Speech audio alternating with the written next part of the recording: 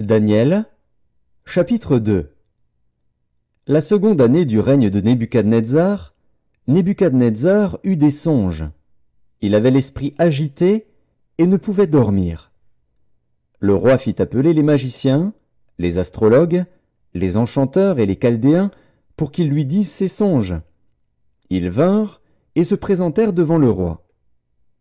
Le roi leur dit : « J'ai eu un songe, mon esprit est agité, et je voudrais connaître ce songe. » Les Chaldéens répondirent au roi en langue araméenne : « Ô roi, vis éternellement.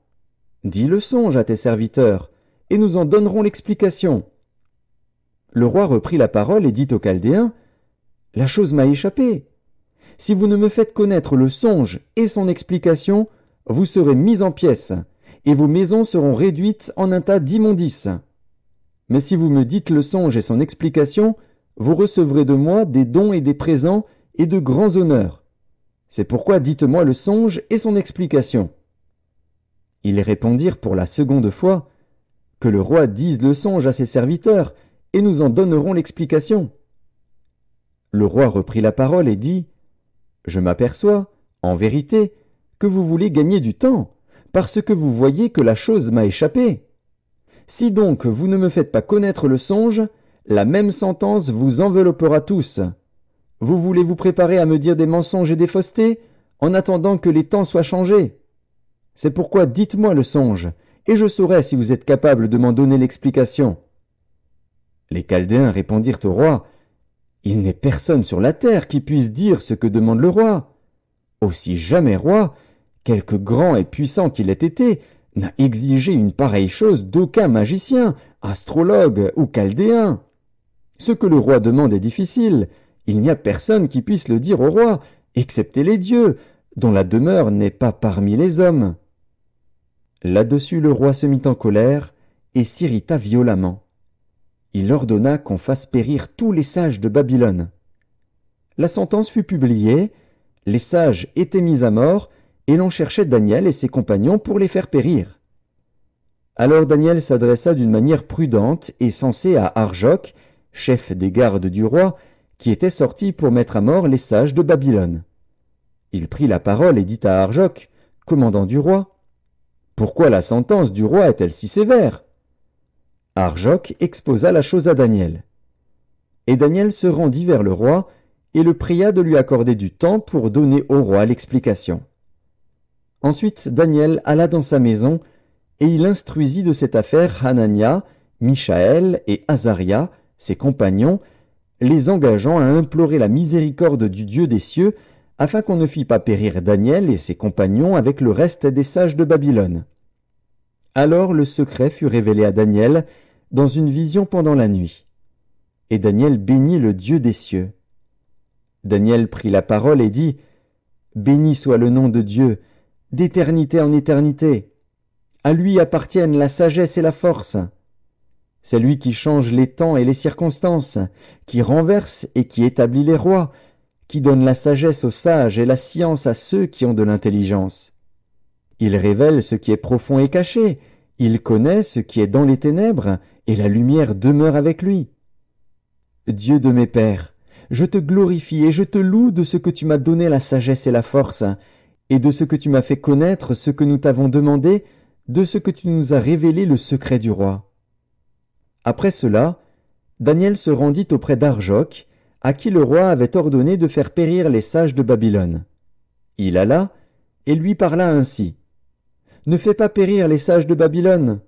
Conduis-moi devant le roi, et je donnerai au roi l'explication. » Arjoc conduisit promptement Daniel devant le roi, et lui parla ainsi : « J'ai trouvé parmi les captifs de Juda un homme qui donnera l'explication au roi. » Le roi prit la parole et dit à Daniel, qu'on nommait Beltchatsar : « Es-tu capable de me faire connaître le songe que j'ai eu et son explication ?»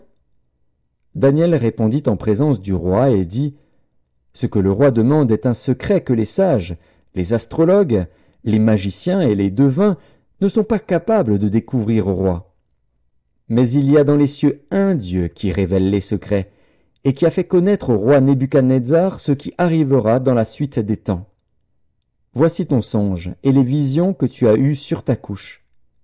Sur ta couche, ô roi, il t'est monté des pensées touchant ce qui sera après ce temps-ci, et celui qui révèle les secrets t'a fait connaître ce qui arrivera. Si ce secret m'a été révélé, ce n'est point qu'il y ait en moi une sagesse supérieure à celle de tous les vivants, mais c'est afin que l'explication soit donnée au roi et que tu connaisses les pensées de ton cœur. Ô roi, tu regardais, et tu voyais une grande statue. Cette statue était immense et d'une splendeur extraordinaire. Elle était debout devant toi, et son aspect était terrible. La tête de cette statue était d'or pur. Sa poitrine et ses bras étaient d'argent. Son ventre et ses cuisses étaient d'airain. Ses jambes, de fer. Ses pieds, en partie de fer et en partie d'argile. Tu regardais, lorsqu'une pierre se détacha sans le secours d'aucune main, frappa les pieds de fer et d'argile de la statue et les mit en pièces. Alors le fer, l'argile, l'airain, l'argent et l'or furent brisés ensemble et devinrent comme la balle qui s'échappe du nerf en été. Le vent les emporta et nulle trace n'en fut retrouvée. Mais la pierre qui avait frappé la statue devint une grande montagne et remplit toute la terre. Voilà le songe. Nous en donnerons l'explication devant le roi. Ô roi, tu es le roi des rois, car le Dieu des cieux t'a donné l'empire, la puissance, la force et la gloire. Il a remis entre tes mains, en quelque lieu qu'ils habitent, les enfants des hommes, les bêtes des champs et les oiseaux du ciel, et il t'a fait dominer sur eux tous. C'est toi qui es la tête d'or. Après toi, il s'élèvera un autre royaume, moindre que le tien, puis un troisième royaume, qui sera d'airain, et qui dominera sur toute la terre. Il y aura un quatrième royaume, fort comme du fer. De même que le fer brise et rompt tout, il brisera et rompra tout, comme le fer qui met tout en pièces. Et comme tu as vu les pieds et les orteils en partie d'argile, de potier et en partie de fer, ce royaume sera divisé. Mais il y aura en lui quelque chose de la force du fer, parce que tu as vu le fer mêlé avec l'argile. Et comme les doigts des pieds étaient en partie de fer et en partie d'argile, ce royaume sera en partie fort et en partie fragile. Tu as vu le fer mêlé avec l'argile, parce qu'ils se mêleront par des alliances humaines, mais ils ne seront point unis l'un à l'autre, de même que le fer ne s'allie point avec l'argile. Dans le temps de ces rois, le Dieu des cieux suscitera un royaume qui ne sera jamais détruit, et qui ne passera point sous la domination d'un autre peuple. Il brisera et anéantira tous ces royaumes-là, et lui-même subsistera éternellement. C'est ce qu'indique la pierre que tu as vue se détacher de la montagne sans le secours d'aucune main, et qui a brisé le fer, l'airain, l'argile, l'argent et l'or. Le grand Dieu a fait connaître au roi ce qui doit arriver après cela. Le songe est véritable, et son explication est certaine. Alors le roi Nebuchadnezzar tomba sur sa face, et se prosterna devant Daniel, et il ordonna qu'on lui offrît des sacrifices et des parfums. Le roi adressa la parole à Daniel et dit, « En vérité, votre Dieu est le Dieu des dieux et le Seigneur des rois, et il révèle les secrets, puisque tu as pu découvrir ce secret. » Ensuite le roi éleva Daniel, et lui fit de nombreux et riches présents. Il lui donna le commandement de toute la province de Babylone, et l'établit chef suprême de tous les sages de Babylone. Daniel pria le roi de remettre l'intendance de la province de Babylone à Shadrach, Meshach et Abed-Négo. Et Daniel était à la cour du roi.